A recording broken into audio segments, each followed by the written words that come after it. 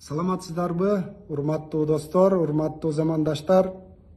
Бүгүн мен Жогорку Кеңештин жалпы жыйынында Саламаттык сактоо министрлигине суроо узатып жатып, бүгүнкү күндөгү биздин мамлекетте COVID-19 илдетинин абалы боюнча, ошол COVID-19 илдетине ПЦР анализ алып жаткан жеке менчик лабораториялардын ишмердүүлүгү боюнча, ушулардын жоопкерчилиги боюнча маселе көтөрүп жатып, ошол жеке менчик лабораториялардын чет тилиндеги аталышыны айтуу мен үчүн мындай кыйынчылык туудурганы коомчулукта мына ушул соцсеттерде массалык маалымат каражаттарында бир талкуу жаратып, сын пикир айткан биздин жарандарыбызга бир мындай жооп бергим келип турат.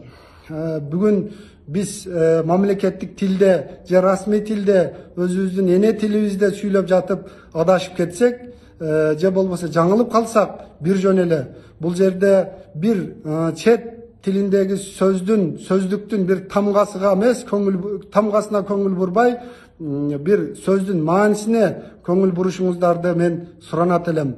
Эмнеге дегенде, бүгүнкү күндө биздин кыйналып турган карапайым элибизди ого беттер кыйнап, 1700дөн баштап 2000 сомго чейин ушул ПЦР анализ тапшырып жаткан биздин жарандарыбызга, сырттан келе жаткан биздин мигранттарыбызга, сыртка чыгып жаткан мигранттарыбызга чоң көйгөй жаралганы боюнча, мына ошолордун кыйналып жаткандыгы боюнча сөз болуп жатат. Мына биздин 6.300.000 жараныбыз болсо Кыргызстанда, мына ошонун 50% ПЦР анализ тапшырганда 2000 сомдон, мына өзүңүздөр ойлоп көрүңүздөр, канчалаган акчалар мына ошол бир шылуундарга же болбосо ушул бир жеке адамдардын чөнтөгүнө кетип жаткандыгы боюнча мен сөз козгодум.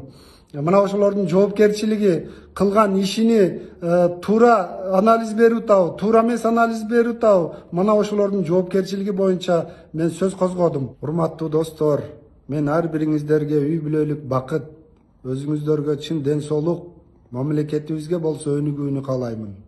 Аман болуңуздар.